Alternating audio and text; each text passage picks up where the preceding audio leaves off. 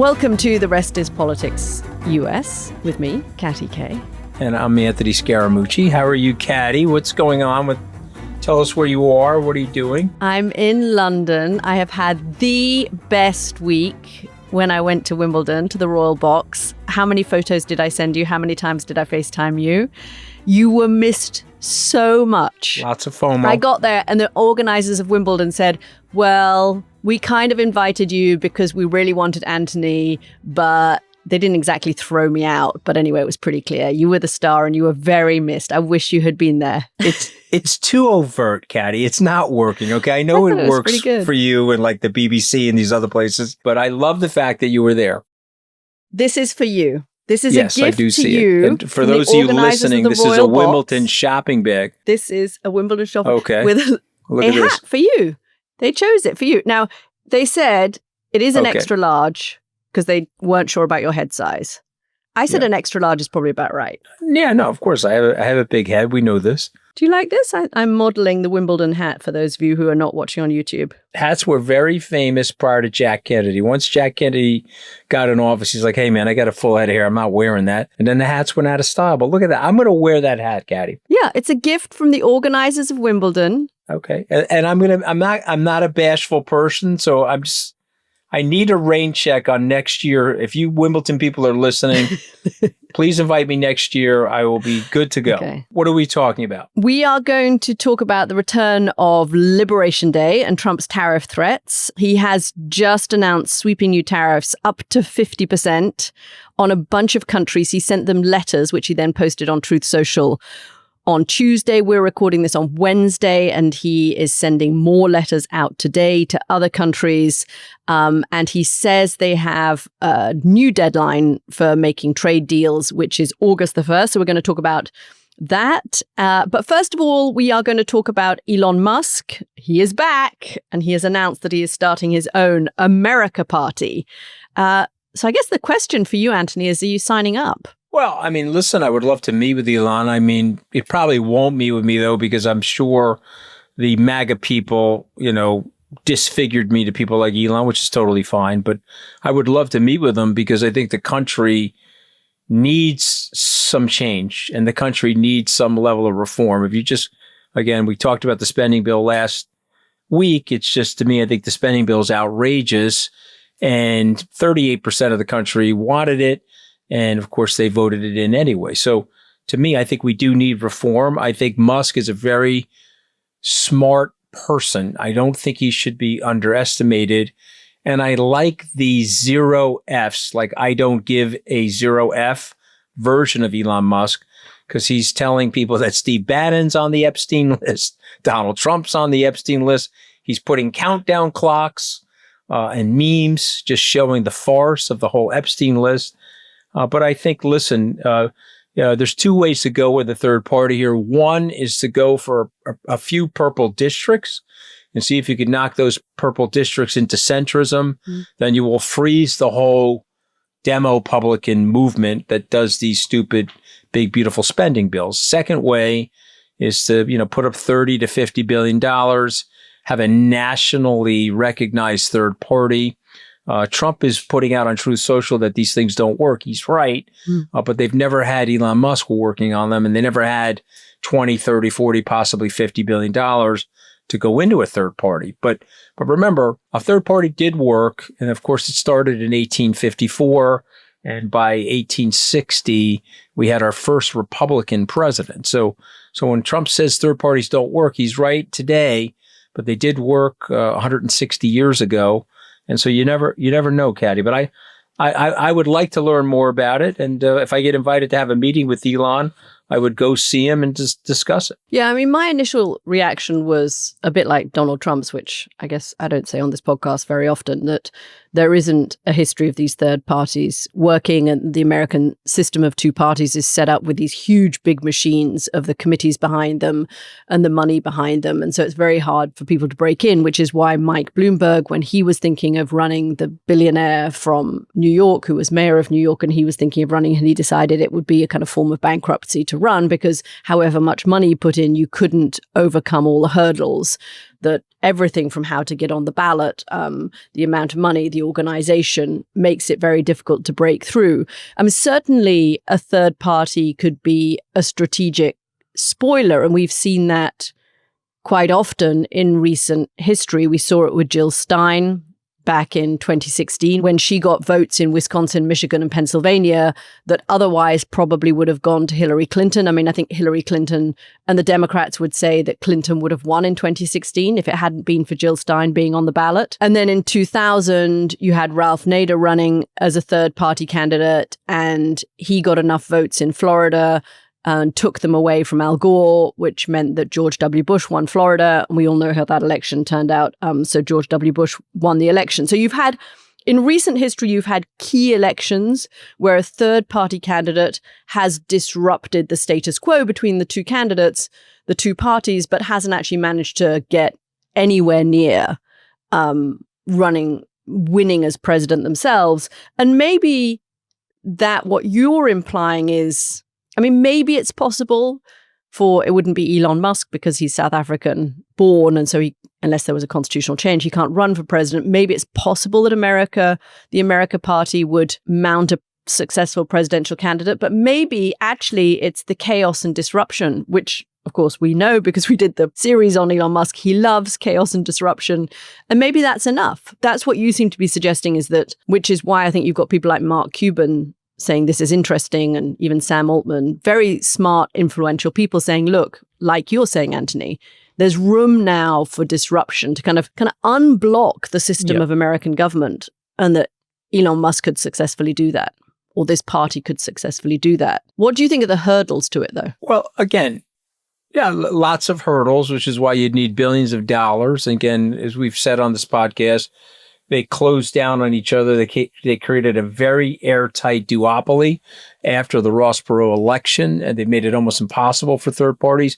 Trump did look at this in 2000 as a potential reform party candidate, and then he decided there's no way I can get there. And so he bailed, and then he did a very smart thing. He took over one of the two traditional parties. He hijacked that party. He did a hostile M&A, decapitated the traditional Republicans and replaced it with MAGA. And so Trump has actually created a third party. He just cleared out one of the older traditional parties. So what Musk is talking about is very hard to do. I'm not saying it's going to happen, but I think if somebody could do it, he's the type of guy that could do it. But also, the people want it, Katty. People, when you ask people, they say, we don't like it. Congress has a 14% approval rating, which is just slightly above Kim Il-jung, the North Korean dictator, in terms of their slightly approval above rating. Journalists, but not much. Yeah, slightly above journalists, the North Korean dictator, Vladimir Putin, etc. But 95% incumbent reelection rate. So they have a horrific rating. It'd be like you and I opening up a restaurant. I'm the chef. I suck as a chef. I get terrible Yelp ratings, but you never fire me, and I just sit there and keep cooking, even though the meals that I'm producing suck. And this is what's going on in America with the Congress. And so the people don't like it. And the question is, if you could create a change, seismic change. And remember, Katty, there's about 100 million. There's a voting block, a very important voting block, something like 100 million people. They vote the exact same way in every election. Mm-hmm. Very powerful voting block. It's the non-voting block. These people don't vote. And just imagine an entrepreneur like Elon Musk convincing those people to come into the voting swimming pool. Come swim with us here. We've got better policies, different policies. You've been indifferent and cynical about politics, but come in. You could see a radical change to the whole system. Can I ask you, though, one question which is about personality? I think Elon is, as we found when we were doing our series on him, and I think anyone that's watched American politics has found, he's got a very healthy ego. He's kind of narcissistic. So I think you have to wonder why he's doing it. There are some policies that he might want to run on. He's actually in the past been very in favor of trying to get the planet off fossil fuels, obviously. He doesn't like deficits. It's something that he's spoken about for a long time, which is probably why he's announcing this now. But Trump pointed out something in his long screed, which I would recommend people reading because it's quite funny. His long screed against Elon and the third party idea, which is that, Elon was actually kind of happy with some of the things that Trump was suggesting, like shutting down the EV mandate, when he was close to power. But now he's not happy with them. And he's coming out against a lot of Trump's policies. But he was okay with what Trump was doing when he had influence and he could kind of, help dictate who was going to get which cabinet position. And he could sit in on the cabinet meetings and he could bring his toddler along to the Oval Office. He sort of went along with Trump's policies and Trump's ideas, the ones he doesn't agree with now. And so it makes you wonder, does he, in this media environment where authenticity is so important, does he get hurt by having seemed disingenuous? I mean, the comeback is easy, right? Hold on a second, Elon. You were fine with this when you were schmoozing in the Oval Office and down at Mar-a-Lago, and now suddenly you're not? I mean, I could see MAGA using that pretty easily against him. Okay, well, again, it would depend on how he handles it. So where Andrew Cuomo misfired in his mayoral campaign was he had some transgressions against him, and he didn't want to face the music for it. And I think in America, if you're able to face the music, you get second acts in America. This is one thing. F. Scott Fitzgerald, the author of The Great Gatsby, had one line that he got really wrong. He said there are no second acts in America. Of course, this was in the 1920s. Maybe that was true then, but we're now in the 2020s, and there are second acts in America. And I think that I find it ironic that there were Democrats railing on Elon Musk as 3 months ago, railing on Elon Musk, and now they're praising him because he's going after Donald Trump. And so what ends up happening in our society is you can get a second act, but you got to be real. And I think if Elon Musk was real and he said, listen, I got close to Trump because I was getting annihilated by the Democrats. They didn't invite me to the EV summit. They were knocking me around with my rockets. And so I got close to Trump. I showed Trump what I could do. I helped him win. He turned his back on me, which happens in Washington. You know that. It's called rat effing. We'll just leave it there. And I learned my lesson in Washington. And now I'm going to be fortified with this story. Why are you laughing? Because that's sort of my story, right? That's basically what happened to me. Because you've done it. I'm laughing. And I've just given interviews to an interviewer at Forbes all about your second act and how amazing it is that you've reinvented yourself. But you know what the difference between you, Anthony, and Elon Musk is? No, it's okay. A sense of hubris. I mean, where in Elon Musk do you see the ability to say, okay, I've really thought about this. I've done the work on myself that it took. I understand that my ego is out of control. And now I've come back a more humble person. And I apologize for having kind of gone along with a whole load of bullshit in Washington. Maybe he can't do it. Yeah, maybe he won't be able to do it. Listen, remember this about Elon Musk. He's the richest, most powerful civilian in the world. I don't know if that makes you humble. That's the point. So he may not be able to. Look, we know that money and power corrupt people. And he did say, and I'm quoting him, it's not me, he did say, I love Donald Trump, and I love Donald Trump as much as a straight man can love another straight man. I think he said that was the exact quote. So, and I've been there. I've done that. So I'm not sitting here throwing rocks at him, but I'm saying he could have a reclamation if he was self-aware and if he was humbled by the experience. But he's not the first person to have it happen to. But here's the reason why I don't think he'll meet with me, because you and I predicted that this would happen. By the way, it happened to me. It took me one Scaramucci to get blown out. It took him 12. And so what happens sometimes when you predict something about somebody and it actually happens, it's like you shoot the messenger. So you probably won't meet with me, which is fine. But I would like to meet with him because there's something wrong in the body politic right now. The Nancy Pelosi's of the world, the Chuck Schumers are not listening. They've unplugged themselves and they're doing what they want to do for themselves. They're not serving their good. And by the way, not just them. It's John Thune. It's Teddy Cruz from Texas. Okay. These guys, they don't care about anybody. All they care about is themselves. They've looked at the math. They can get reelected no matter what. And so they don't care. And that's what's going on in Washington.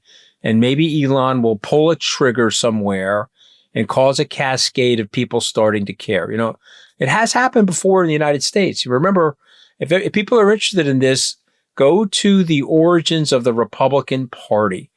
They went after abolitionist Whigs and abolitionist Democrats and said, you don't want the slavery to cross after the Missouri Compromise breached. You don't want it to cross into the Northern Territories. It's immoral. There's a great biography out this month on Charles Sumner, who was a legislator from the great state of Massachusetts. He was a big-time abolitionist. He had a major influence on Abraham Lincoln. And people said, oh, there'll never be a third party. There was. Republicans came into power, changed America. So America is set for another renewal. I wouldn't discount Elon Musk. And by the way, Katty, I'll say this to you and get you to react. It doesn't have to be Musk. It could be a groundswell of people that have said enough is enough. And so it doesn't have to be Musk. It could be a Mark Cuban combo with other people. You said something that I think is really interesting about the moment that we're living in, which is how Democrats are now kind of delighting in what Elon Musk is doing because Elon Musk has turned against Trump. And I think that gets to the real root of some of the problems we have in American politics at the moment. I mean, you know, some people call that Trump derangement syndrome, so they're prepared to go along with Elon in order to, you know, the enemy of my enemy is my friend. But I think actually what it points to, that happens on both sides. And you have this knee-jerk tribalism on the left and the right. And you have people who are not happy with that. It was very interesting. Joe Rogan interviewed Bono the other day, and Bono kind of got Joe Rogan to say that actually the dismantling of USAID, which you and I have spoken about a lot, and the damage that that has done around the world, but also to America, Rogan said, look, actually, you know what? That's a problem for America's soft power and America's standing in the world. And what I like about what you're hearing from somebody when they say something like that is that they're breaking ranks. I know what it's like to break ranks. Occasionally, you know, you get a ton of bricks. I hear from friends of mine who are on the left or on the right that when they say something that is against the Democrats or the Republicans, that is when they get the most ferocious kickback, right? From liberals, if people perceive you as being liberal and then you say something like, well, actually, Elon Musk has a point or Joe Rogan has a point, you get like a ton of hate coming your way. So it takes courage to break ranks. But I think there are voices now who are so dissatisfied with what Washington is doing or not doing, because the country is kind of borderline ungovernable unless you have a president who's prepared to take an enormous amount of power as Donald Trump is doing and get things done that way, but who are dissatisfied and who are dissatisfied with the orthodoxy of thinking of their own party. And it's those kind of independent voices. I mean, you could imagine some kind of alliance potentially of people like Cuban and Joe Rogan. And maybe this is non-representative because the voices we've spoken about happen to be incredibly wealthy, actually in this case, all guys, but people who are prepared to speak out against some sense of narrow tribalism and actually say, does this policy work? What's good about this policy? What's good about this president? What's bad about this president? Without the sort of knee-jerk default to tribalism. And I don't know that Elon Musk is that person because in some ways, Elon Musk, yes, has spoken out about issues, but in some ways he does seem quite, as his foray in the White House suggests, very interested in power itself for power's sake. But I do think there are people in the country who are saying, actually, that tribalism can't work anymore. It's not healthy for the country anymore. I would love to see that broken. I would love to see America become more governable, you know, get back to the idea that of a country that was built on and for cooperation and break up these kind of monoliths of the party structures. And not just party structures, but tribal structures of liberal versus conservative. Listen, it would be a big help to the country at this moment. But of course, you would want radical centrism, Katty. What you don't want is a harder than hard right new party, and you don't want a harder than hard left new party. So you would definitely want something that's centrist. So you have to always be careful what you wish for. You don't want to open some Kraken that comes out of the closet and you now got another nightmare on your hands, you know. Grok 4, Elon's new version of AI, is spewing out praise of Hitler and anti-Semitic tropes. So hopefully they can fix the algorithm. But I'm just telling you, we're in a weird phase of our civilization where even the structure of how we're going to fight with each other, what's going on in the military, structure of how we're going to get along with each other politically, structure in business. We're now making decisions in America where we're going to make people pay for the privilege of entering America's market. We didn't do that for 80 years. We're now going to do that. And so a lot of things are going to change at the same time. And again, not to bore people with my bibliography, Dominic Sandbrook once yelled at me, Katty. He said, "You bring up too many books, Anthony." I don't know. He was like, I probably shouldn't bring up too many books. But there is a book called The Fourth Turning, which talks about how every 80 years, when you get a generational change of memory, the memory of the reasons why we put these institutions together, the European Economic Union, the UN, the World Bank, the IMF, the institutional real-time memory has gone away. So now there's a 45-year-old bureaucrat somewhere saying, what the hell are we doing that for? Let's try something new. That's happening right now. And so I like it, and I think people are uncomfortable with it at the same time. But I'm just saying I would like it more if it led to a colossal reform and some level of collegiality. One last point, I think this is an important one. If Elon were going to start this and he asked me for advice, not saying he ever would, I would say put up the money and then decentralize it. Have a convention, get people together, put some first principles together of what the party's going to be, and then take a step back. And because what you find, and this frankly happened with Bitcoin, the starters of Bitcoin, they decentralized it, and then they dropped into anonymity, and it made the thing more powerful because nobody could point to one person. Nobody could say, oh, this is Elon's party, and it's only Elon's party, and it's his words, and it's too absolute, it's too king-like. Start the party, step back and decentralize the party, but also have it be fabricked around principles. In the case of the Republicans, change party today, but in the 1850s, it was about anti-slavery. I think you probably, in an American system of electing a president, and the way a president is elected with so much around a personality, you would quite quickly need that decentralized party to have some kind of figurehead. What's interesting is that both of us are saying we are living in a moment of ultimate disruption. Things are not working as they are. And Elon has come up with this idea that I think neither of us are totally dismissing, which we may have done a few years ago. So it's kind of interesting that we both think this is worth taking seriously, or at least looking at. Before we go, because I always like saying that to you before we take a break, 2 bumper stickers I saw this week. I have to just share them. One is, I bought this car after Elon went nuts on Trump. I thought that was great. And then the other bumper sticker is, we're eating the checks, Katty. We're eating the balances. We're eating the checks and balances. That one was outside my house too. It was my favorite. I loved that. Okay, we'll be back.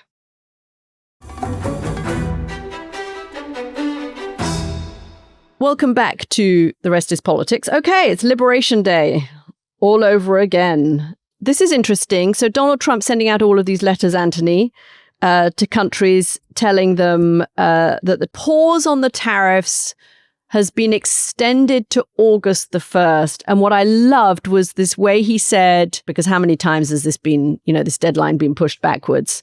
And he was asked, is this it now? Is August the 1st the deadline that we all have to get excited about for the tariffs? And if you haven't done a trade deal, by the way, trade partner, by August the 1st, you're going to get hit with these tariffs. And his response was, it's firm, but not 100% firm, which I thought was just fantastically Trumpian.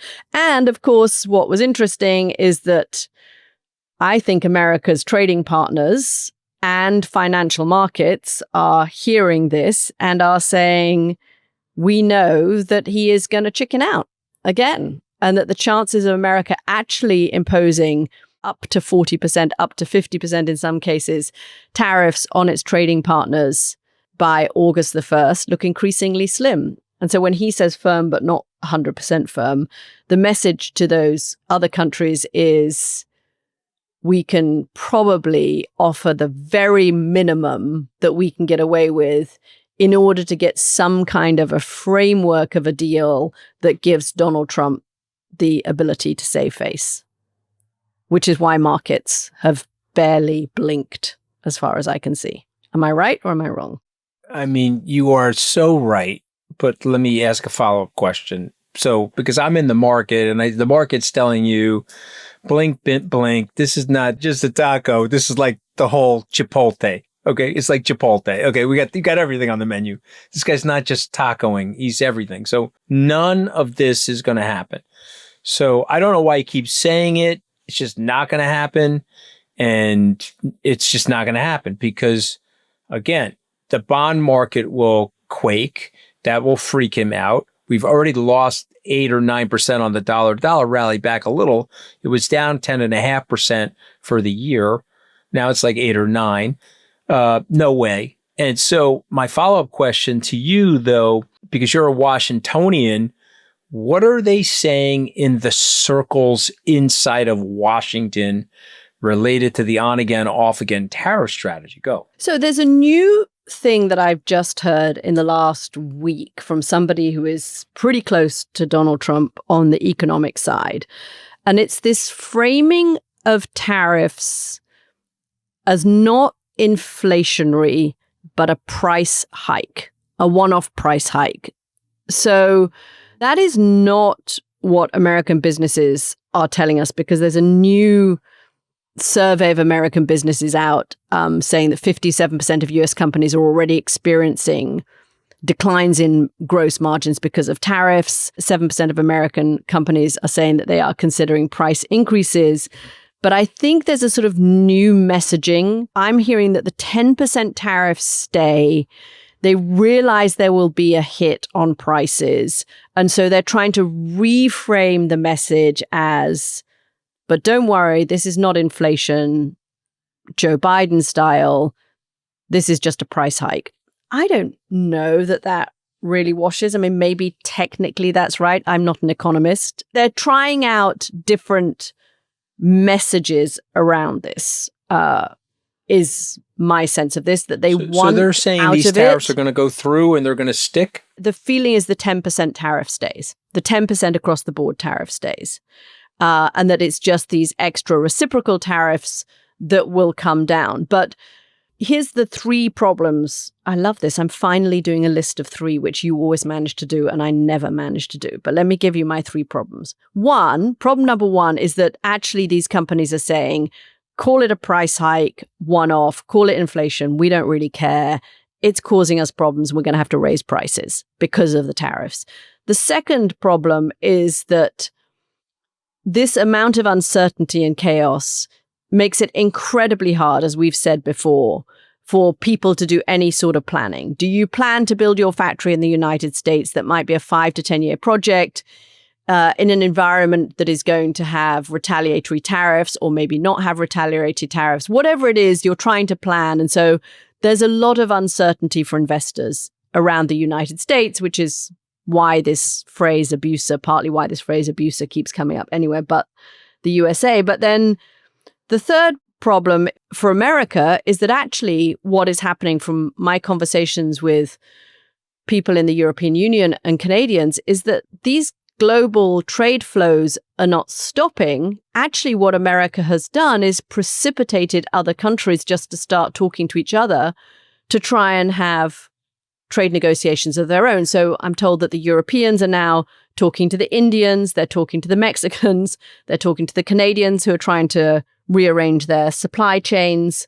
And so you've got the Japanese, and it takes a lot to get the Japanese and South Koreans to talk more closely to China, but that's what's happened. So you've got kind of a trifecta of problems which the White House is still not addressing. And even, let's say they actually say, right, even the 10% goes, which I think Trump is going to find that one hard to not have the 10%. The other 2 problems have already happened. You've already caused uncertainty, and you've already caused other countries to start talking to each other to try and circumvent the US market. And I don't see how that's a win-win for the States. I mean, I'm frustrated by everything you're saying. I do think the 10% tariffs would probably stay in place. I don't think that they're workable. I think that they will hurt the economy. They will force up inflation. They'll weaken the US dollar. And listen, you're not going to get clothing and textile companies back into the United States. There's just certain things that we're not going to be making here in the United States. We can pretend otherwise if you want. There's a whole list of things that we're not going to be doing. So what I find fascinating about this whole discussion is that if you went to an economist and said, we're going to kick out all the migrants, and so all these low-level jobs that they're doing, you already see the recessionary forces in certain cities like Los Angeles.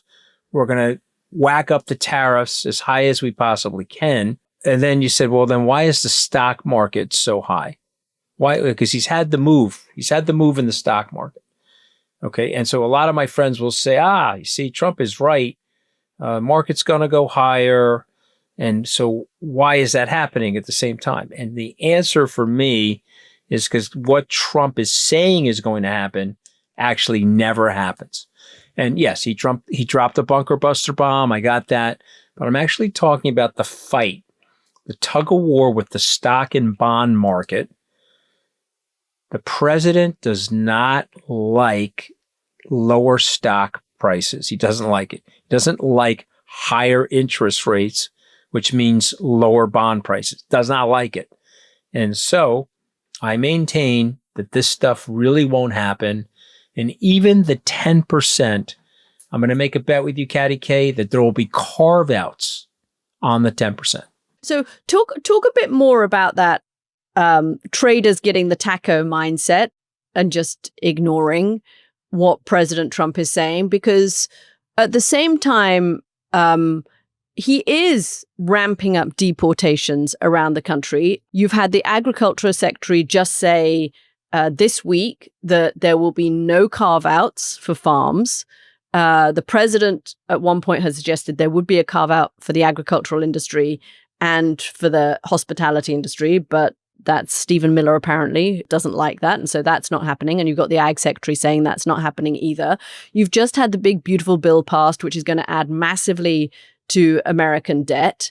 And still, your trader friends are saying everything is hunky-dory. I get it that they might say on the tariffs, this is Taco Tuesday and forget it, we're not going to have tariffs. But how do traders feel that the policies coming out of the White House, whether it's around immigration or deficit spending, are the best policies for the long-term fiscal health of America? Or are they just very short-term and they think, you know what, Trump is going to juice the markets because he likes that, as somebody once said to me, a Republican, it was such a good phrase, a Republican member of Congress said to me, there is something very simple to understand about Trump. He has one line and it's big line go up, by which he means send the Dow up. And that's all he really cares about. And so it's a short-term trading policy. Let's delayer that. Okay. So number one, I would say that the traders love the big, beautiful spending bill. Why? Because rich people benefit from the big, beautiful spending bill. You've got more laxity, better tax cuts, tax cut extensions. You've got depreciation going on now that's a little bit more accelerated. So capital equipment can be purchased and be fully written off in the first year. In cases prior to that, it wasn't that way. And so if you look at the bill, this is a terrible thing to say to everybody on Trip US, but I'll share it with you. If you look at the bill, making above $1 million a year, you're net plus $7,000 in additional benefits. Making below $50,000 a year, you're minus $700 in benefits, including a wipeout of your Medicaid and possible wipeout of your Obamacare, which makes it even more onerous. So, and those numbers are coming from Bloomberg. So the traders like the big, beautiful spending bill. As far as they're concerned, I'll deal with the deficit after I'm dead. Ha ha, I'll be dead. You'll be dealing with the deficit. I don't care. Number two, on the deportations, let's give the news. It's a little bit of taco-y thing going on. Okay, these are exact numbers. And so I'm just going to give them to you. Okay. Trump claimed 140,000 deportations in April of 2025. He only got 70,000 people deported. Contrast that with Joe Biden. Joe Biden, over that period of time in fiscal 2024, got 271,000 people deported. And so Trump continues to lag the Biden 2024 deportations, despite all of the fanfare, the people running around in LA with the cloths on their face, hiding, all of the Alex, all this stuff. He's just not deporting the same number of people. And some people could say, well, that's because there's less border apprehensions. He tightened the border. Some people could say, well, he's focusing on interior arrests. He's not focusing on border arrests. So he's going after people. They're doing this, Katty. So let's just tell people they're raiding homes, they're raiding schools, they're raiding workplaces. And you got a lot of people sheltering in place. Okay, there's a lot of people that are here illegally. They will not show up for a temporary work job like they used to because they know they'll come there. They won't go to Home Depot. They're not going to 7-Eleven anymore. They're going to local bodegas to get their stuff. So Trump, again, traders know this because I know this. So traders are like, all right, Trump's got a big mouth when it comes to trade. You know, it's the reverse of Teddy Roosevelt. Speak softly, carry a big stick. Trump is speaking loudly, tiny little twig when it comes to this stuff. Was that bad to say that he had a tiny twig, Katty? It was the finger. Anyway, you get the point that I'm making. That's what the traders are saying. It was the little finger sticking up. Let me just say that there has to be some tiny twigs because it explains a lot of the psychology. But anyway. Yes, there is an awful lot of money in the big, beautiful bill for making sure they try and deport more people. So let's see what actually happens and whether the fact that people aren't turning up is already having an impact on some businesses. I've heard it's having an impact on some of the harvesting because people are afraid and so they're staying home. But let's see whether that actually happens. But you're right. It looks like this is taco, whatever day of the week it is on the tariff front. But that does not mean that every country that has a trading relationship with the United States is not frantically trying to get a meeting. You're seeing with the South Koreans desperately trying to get a meeting with Donald Trump in the next 3 weeks, because if this were to come into effect, they can't play chicken with this stuff. They have to try and get some kind of a deal. The Japanese are clearly worried about this. They're being sent a letter that says their tariff rates were higher than they initially thought. The Japanese thought they were at the front of the queue. They said they were going to invest $1 trillion in the United States. They gave Trump some kind of gold samurai helmet deal thing. But it looks like they're now at the back of the queue again and not going to get the kind of deal. So it's causing an awful lot of stress, even if the traders in Wall Street are happy about this, America's trading partners aren't. And guess what it means they're doing? They're looking to other people to see if they can make up what has become, the trade from an unreliable partner. And I think that doesn't help the US. And so you've got these kind of mixed messages, a lot of confusion amongst America's trading partners. But we'll see. August the 1st, the new day, the new big deadline, firm, but not 100% firm. Just remember this one thing. The cost of capital from a trader perspective has been reduced. The taxes from a trader perspective have been reduced. And as a result of which, there's more capital going into the stock market, despite all the things that we're talking about. And so far, the bond markets seem happy with a big, beautiful bill too. Yeah, exactly. Which is also interesting. Okay, we are going to leave it there. In our bonus episode, however, this week, we will get into the politics of the Texas flood because President Trump, of course, is going to visit the area, the awful devastation there. Our hearts break for those poor families who left their kids in summer camp. It's just so heartbreaking for them. And we will discuss what was behind the response, and what we know about the emergency response. We'll also talk about Trump's U-turn on Ukraine, how one Secretary of Defense might be in a little bit of hot water over that and who's really pulling the strings on Ukraine. If you'd like to listen to the bonus episode, do sign up at therestispoliticsus.com to take a listen. Thank you so much for listening, everybody. Anthony, I'm going to get that hat to you so that you can enjoy it even if you didn't make Wimbledon. I just want people to know that the bald spot in the back really isn't that bad, but I will wear the hat for you, Katty K, and in the hopes that I get invited next year to Wimbledon. That's the goal. Thanks, everybody, for listening. Thanks, guys. We'll see you next week.